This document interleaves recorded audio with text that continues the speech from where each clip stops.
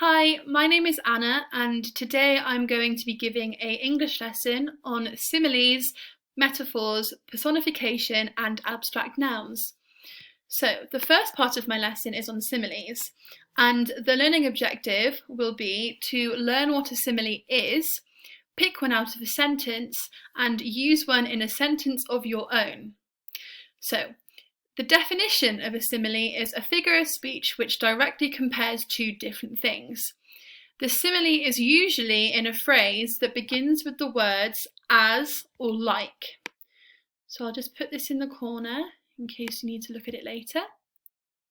And here are some examples of similes. So, busy as a bee, sparkle like diamonds, hungry as a bear, flat as a pancake, and hard as a rock. So, as you can see, all of these phrases make comparisons by saying as something else, or like something. So, these similes here use the format as something to make a comparison. So again, as busy as a bee, as blind as a bat, as cheap as dirt.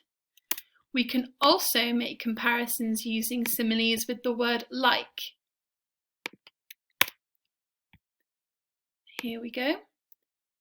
Sing like an angel, swim like a fish, and fight like cats and dogs. And here's a good picture I found of a cat punching a dog in the face, which I thought was quite fun. So now I'd ask if my student has any questions, or maybe has any ideas of their own about what a simile could be. Maybe I could ask if they use any of these similes.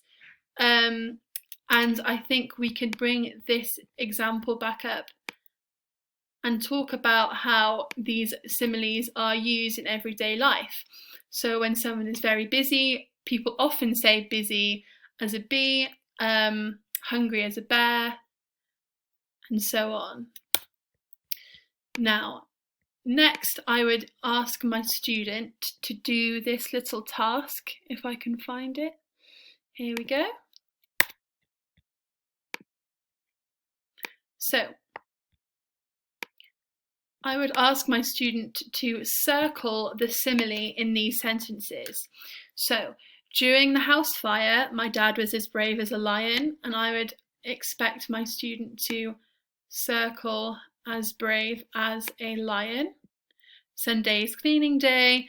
By the time we're done, the house is as clean as a whistle, and so on and so forth.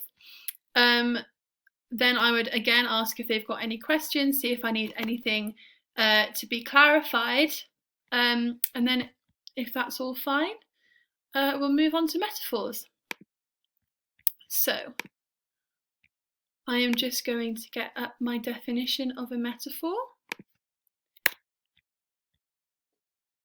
Here we go.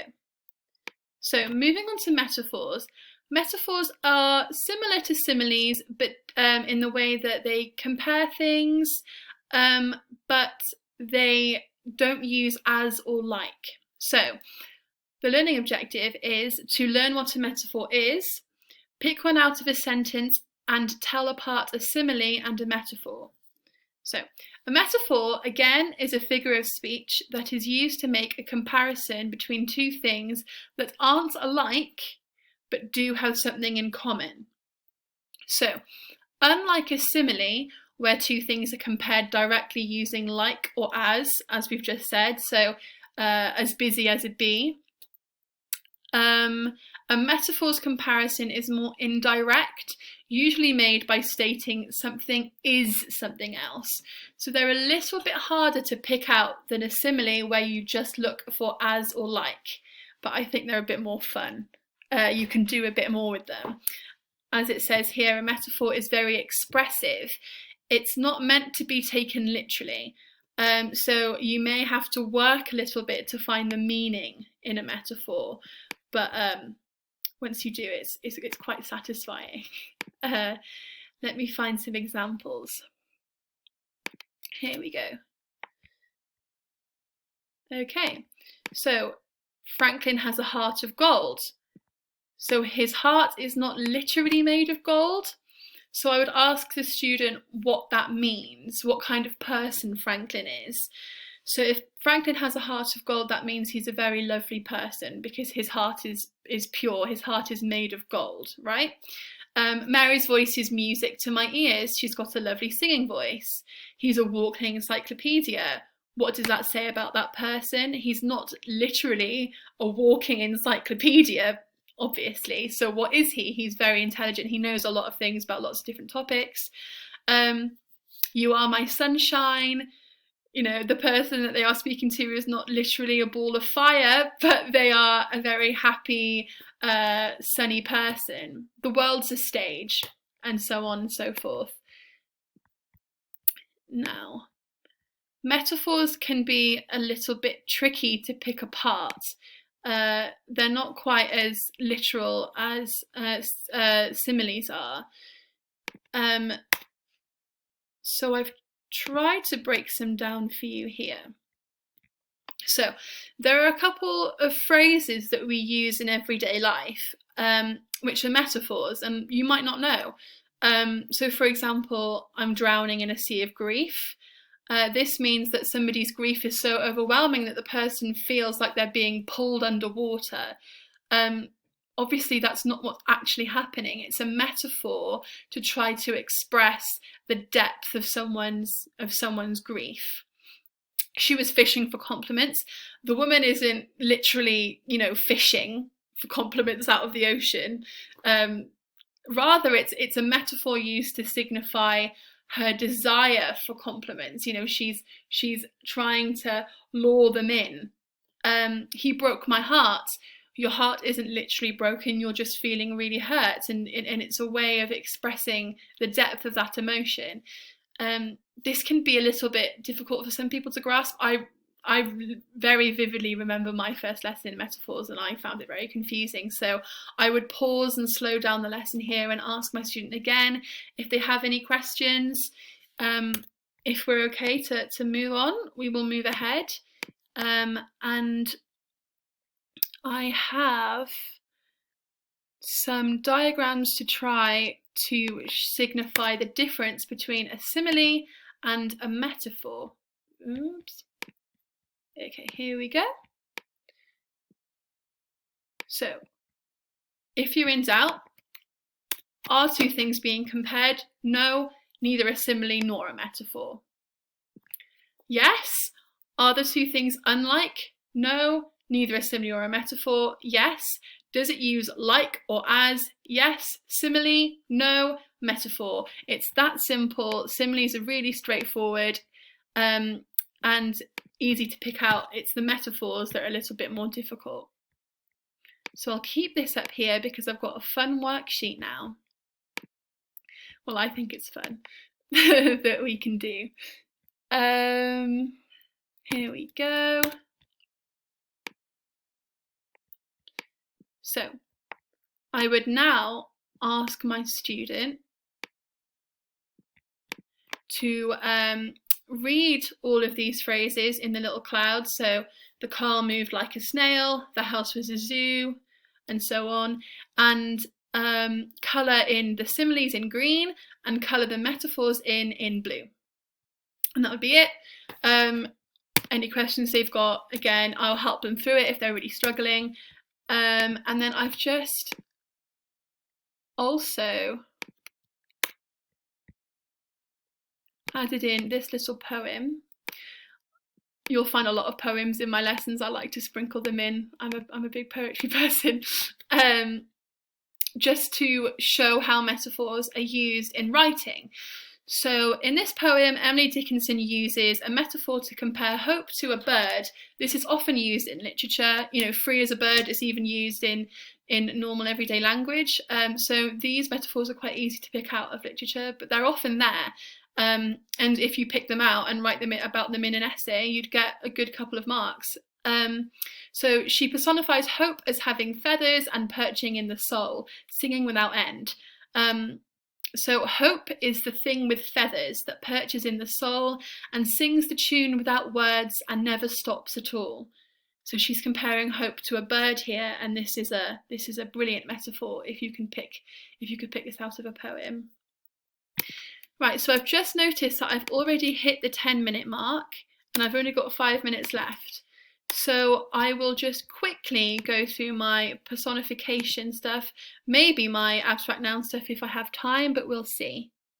So,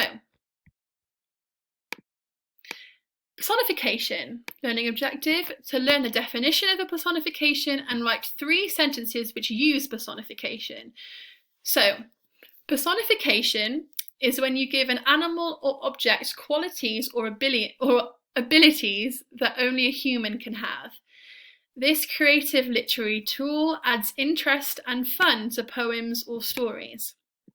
So I'll give you some examples now. Here we go. So some examples of personification. The cruel waves crashed mercilessly and swallowed the poor swimmer. Here, the writer describes the waves using human attributes, cruel and merciless. The waves are also given a human physical process, swallowing, when waves cannot literally swallow something. So in this sentence, the waves in the ocean are giving human qualities and they're personified human qualities, right? Those flowers are crying out for water. This expression is designed to tell us that the flowers need watering, but implies that the flowers have a voice. They're crying out. Flowers can't cry out, but they're being personified to express their desperation, right? London is a city that never sleeps. This expression tells us that London is a lively city. A city cannot literally be asleep or awake, but the expression tells us something about the people who live in the city and their activities, how they characterise a day, very fast-paced. So London is a city that never goes to sleep.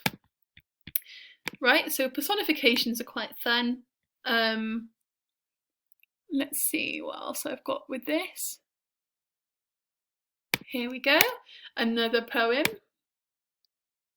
If you don't like poems, I can do something else, but I think they're a really good way of illustrating how things are used, how these devices are used in literature. So, in this poem, I won't read it all because we don't have a lot of time. Night is personified. So, night is often referred to as a she in this poem with the personal pronoun, so her dark hands over the green landscape.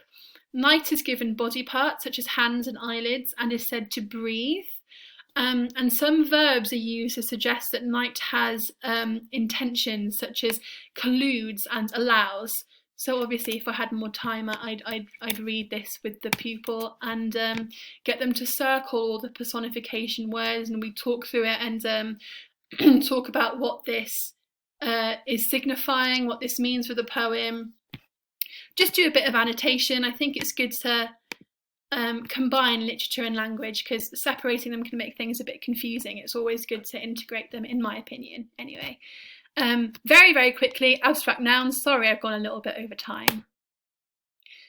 I will just add my definition. So, abstract nouns. As we know, a noun is a thing. A concrete noun is something you can touch, such as a person, an animal, a place, or a thing.